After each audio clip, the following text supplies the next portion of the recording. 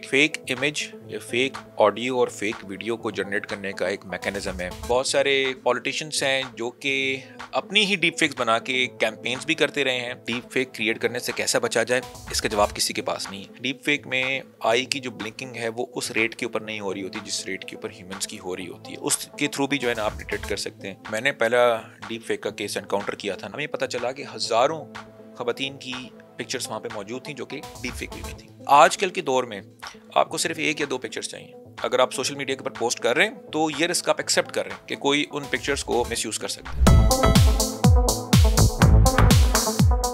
एक ज़माना था जब हम आए दिन फोटोशॉप्स और फोटो एडिटिंग के बारे में बातें करते रहते थे। फिर बात हुई फेक वीडियोस की, फेक ऑडियोस की, लेकिन अब बात होती है डीप फेक की। डीप फेक को कैसे डिटेक्ट करें, ये कैसे काम करता है, ये आखिर होता क्या है, इस हवाले से आज हम मौजूद हैं cyber security expert Rafay Baloch के साथ। राफे भाई से पूछेंगे कि कैसे जो है ये काम करता है डीप फेक और इसके पीछे क्या अवामिल होते हैं और इनसे कैसे बचा जा सकता है। सबसे पहले ये बताएं, ये जो डीप फेक का इतना चर्चा है पिछले कुछ अरसे से, क्या है ये, किस तरह इस्तेमाल होता है ये?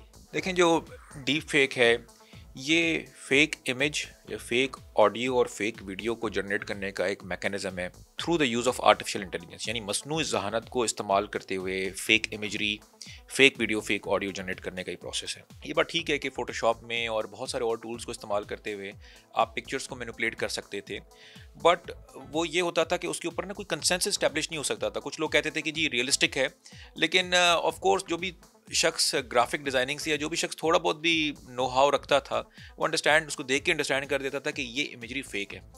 अब डीप फेक जो है वो चूंकि आर्टिफिशियल इंटेलिजेंस मसनूई ज़हानत को इस्तेमाल करके बनाया जा रहा है, वो जो फ़ोटोज़ और वीडियोज़ हैं और वो ऑडियोज़ हैं वो इतनी रियलिस्टिक हैं कि आप उसमें डिफरेंशिएट नहीं कर सकेंगे। एंड इसके बहुत सारे केसेस भी हुए हैं। बहुत सारे पॉलिटिशियंस हैं जो कि अपनी ही डीप फेक्स बना के कैंपेन्स भी करते रहे हैं। बहुत सारे मूवी स्टार्स हैं वो भी डीप फेक अपनी बनाते रहे हैं ड्यू टू सर्टन रीजंस। मैं आपको एग्जांपल दूंगा हेनरी कैविल की, जो कि सुपरमैन में भी कास्ट हो रहा था और मिशन इम्पॉसिबल में भी कास्ट हो रहा था, और ये दोनों मूवीज़ एक साथ कास्ट हो रही थी, एक ही टाइम पर हो रही थी। तो मिशन इम्पॉसिबल की जो रिक्वायरमेंट थी वो ये थी कि ही शुड हैव मस्टैचेस, मूछें होनी चाहिए उसकी, जबकि सुपरमैन जो है ऑफ कोर्स मूछों के साथ नहीं हो सकता। तो उन्होंने सीजीआई इस्तेमाल करते हुए बगैर मूछों के सुपरमैन को दिखाया और लोगों ने एक बड़ी इसके ऊपर ना तनकीद की। बाद में किसी शख्स ने कहा कि मैंने यही जो सुपरमैन है ये 5 मिनट के अंदर डीप फेक सॉफ्टवेयर से क्रिएट किया, जिसके ऊपर उन्होंने मिलियंस ऑफ डॉलर्स स्पेंड किए।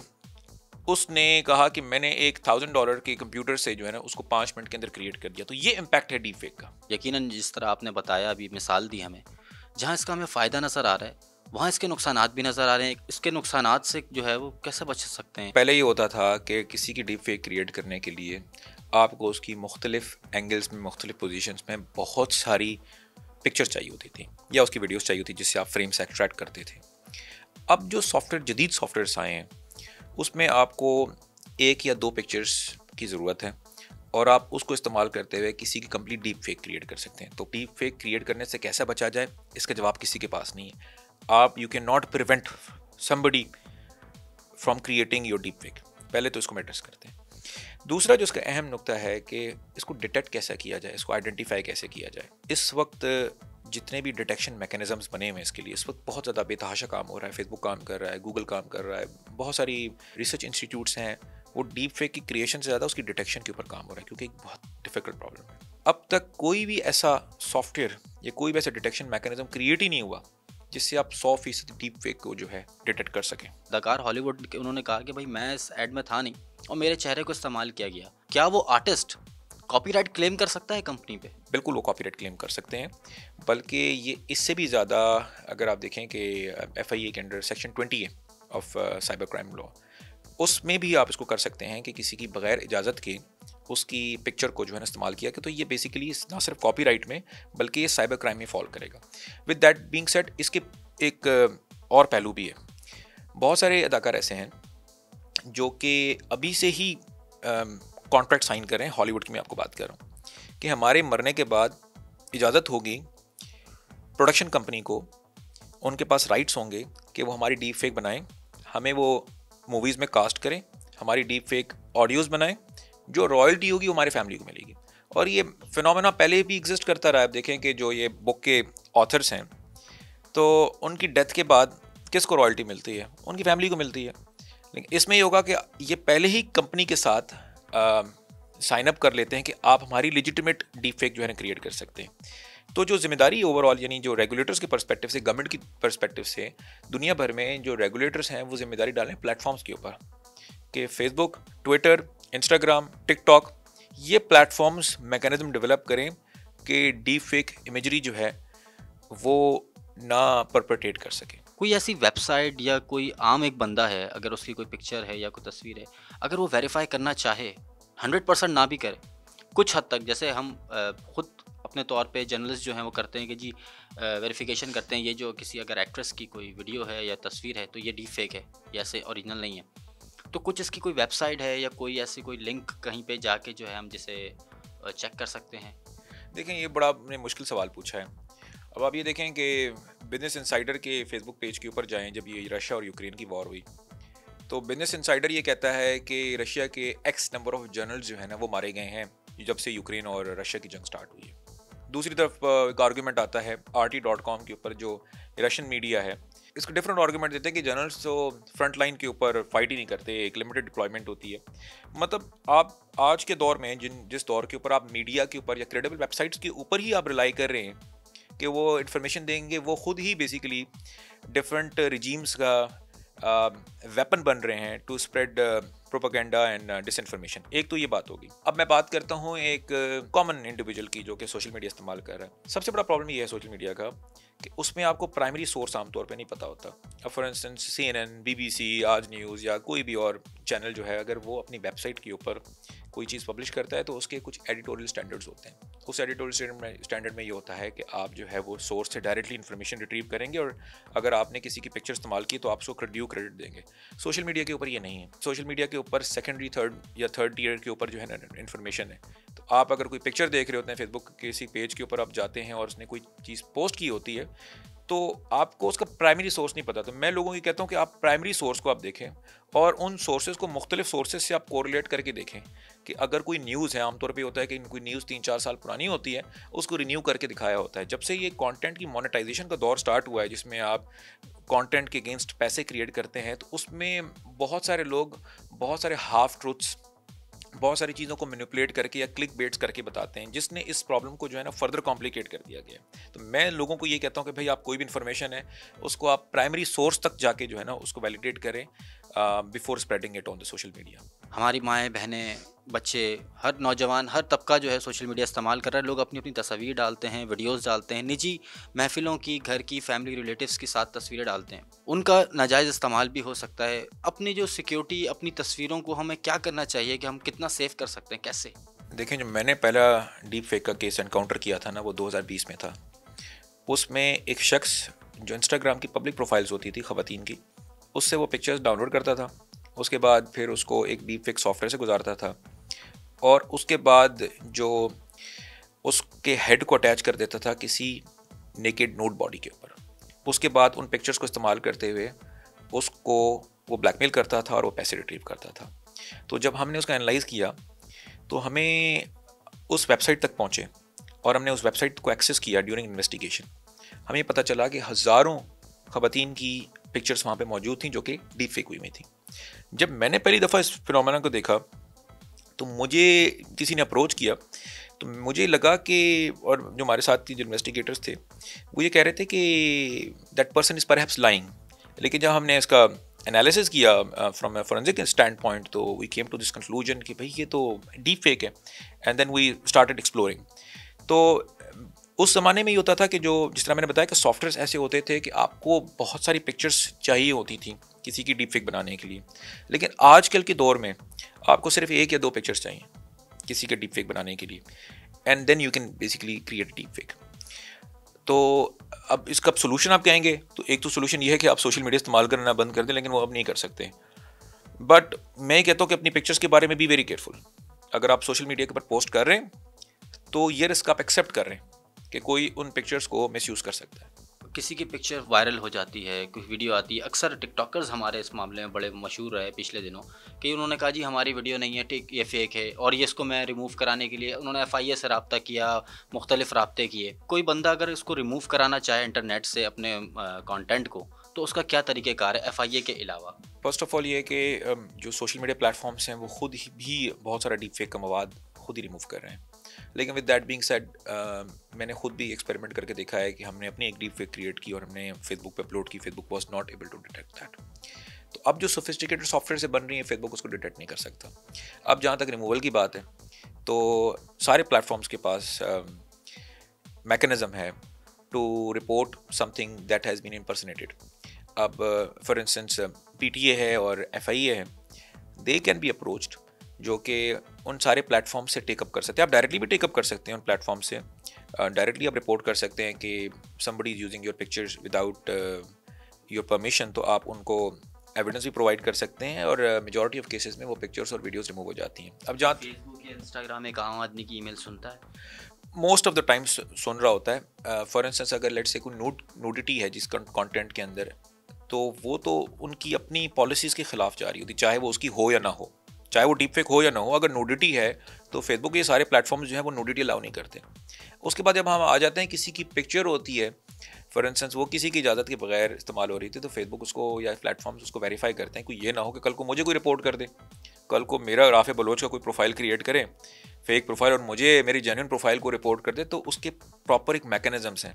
जब आप एफआईए के थ्रू या आप पीटीए जैसे इदारे के थ्रू जाते हैं, तो ऑफ कोर्स वो इदारे अपने एंड के ऊपर इन्वेस्टिगेट करता है कि ये हमारे पास कंप्लेनेंट आया है, हमारे पास एक कंप्लेंट है, हमने कोर्ट ऑर्डर लिया या जो भी मैकेनिज्म है हमने उसको फॉलो किया है, तो फेसबुक और जो बाकी प्लेटफॉर्म्स हैं they are more likely to remove the content अगर आप किसी इदारे के थ्रू जो है वो जाते हैं। जैसे कि इसके फ़ायदे हैं, तो फ़ायदे में ये बताएं कि अगर कोई नौजवान अपना कीमती वक्त डीप फेक पे लगा रहा है और ये पॉजिटिवली, क्या वो कोई अर्न कर सकता है इंटरनेशनली? अगर कोई बंदा इस पे इन्वेस्ट कर रहा है और माँ बाप कहते हैं नहीं बच्चा ठीक है कुछ टेक्नोलॉजी सीख रहा है, तो क्या इसका कुछ स्कोप नज़र आता है आपको आगे के आने वाले वक्तों में? डीप फेक अगर पॉजिटिव इसका यूज़ किया जाए तो कुछ फ़ायदा हो सकता है? जी, बेसिकली मीडिया इंडस्ट्री के अंदर और पॉलिटिकल कैंपेन्स के अंदर डीप फेक जो है वो बहुत ज़्यादा इस्तेमाल हो रहा है। इंडियन एक पॉलिटिशियन है, उसने अपनी एक स्पीच को 7 मुख्तलिफ ज़बानों के अंदर उसने ट्रांसलेट किया थ्रू डीप फेक और उसने प्रोपोगेट किया।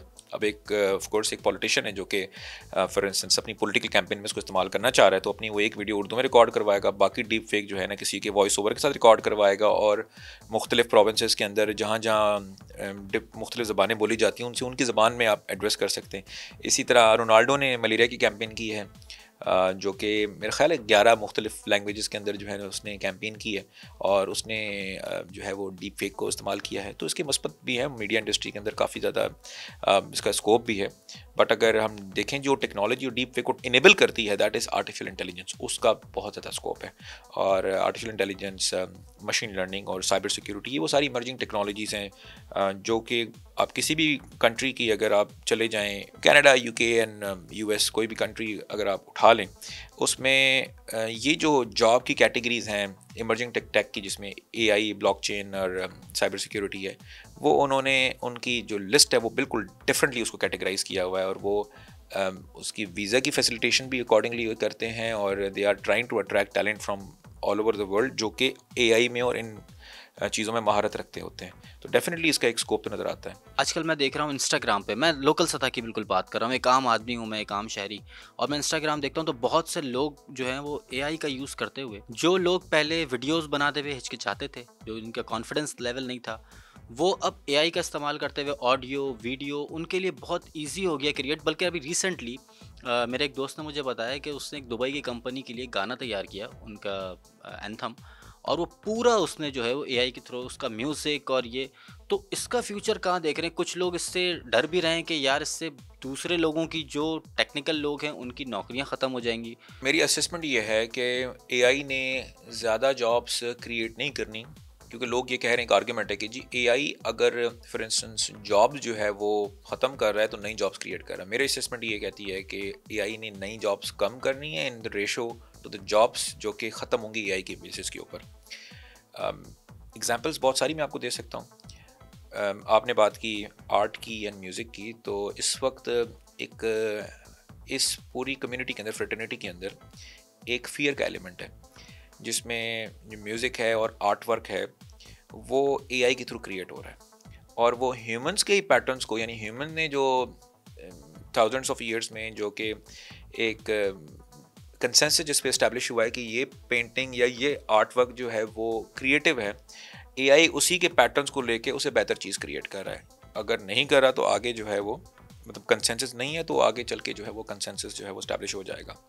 लिरिसिस्ट हो गए जो कि सॉन्ग के लिरिक्स लिखते होते हैं वो हो गए, और आपके बहुत सारी जो म्यूज़िक होती थी जो क्रिएट होती है, अब एआई की मदद से ये सारे काम बहुत आसानी से किए जा सकते हैं, एट लो कॉस्ट किए जा सकते हैं। जब एक बिजनेसमैन उसको इस पर्सपेक्टिव से देखेगा कि मेरे पास कोई 10 लोग हैं और 10 लोगों का काम जो है ना वो एक बंदा कर सकता है इन सारे टूल्स की मदद से, तो वो we are living in a capitalist world जो है ना वो 9 बंदों को फारिग कर देगा। और इस तरह से इसको प्रैक्टिकली मैंने देखा होते हुए, मतलब आई नो अ फ्रेंड, उसकी एक कंटेंट राइटिंग की एजेंसी थी, वो रन करता था।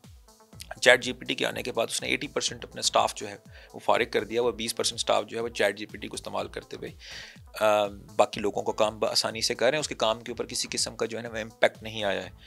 अच्छा, इसके अलावा आप बात करें प्रोग्रामर्स की, तो चैट जीपीटी जो है वो I have it on my good authority के चैट जीपीटी है वो जो कोड लिख रहा है वो समझ लें कि मेजॉरिटी ऑफ प्रोग्रामर्स हैं उससे बेहतर कोड लिख रहा है, इन टर्म्स ऑफ सिक्योरिटी बेहतर लिख रहा है, इन टर्म्स ऑफ एफिशिएंसी भी बेहतर लिख रहा है। Of course it is not at par कि अभी इस वक्त वो कम्प्लीटली रिप्लेस कर देगा, लेकिन ये ज़रूर होगा कि एक प्रोग्रामर जो है वो 100 प्रोग्रामर्स का टास्क ले रहा होगा through the use of this automation. Similarly अगर हम बात करें मेडिकल साइंस के अंदर तो एआई की बहुत ज़्यादा यूटिलिटी है।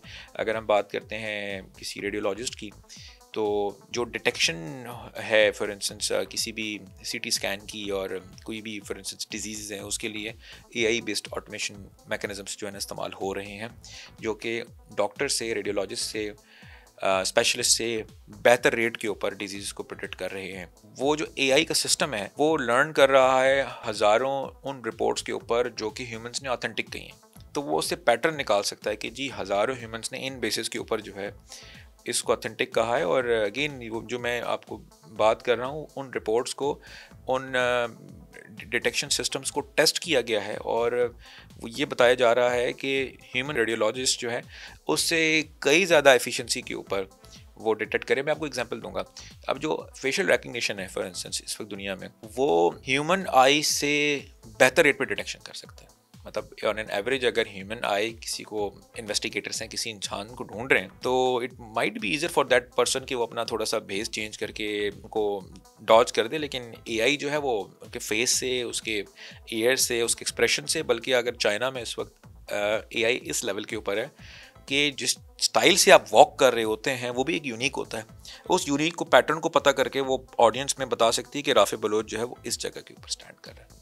एआई से इतनी चीज़ें हम डिटेक्ट कर सकते हैं, तो वही पहले वाली बात है मेरी, क्या हम एआई की मदद से डीप फेक को नहीं कैच कर सकते या डिटेक्ट कर सकते? एआई क्रिएट डीप फेक की मदद से हो रही है, और the way deep fake is created के दो एआई के एल्गोरिथम्स हैं जो फाइट कर रहे होते हैं। एक क्रिएट करता है डीप फेक को, एक डिटेक्ट करता है।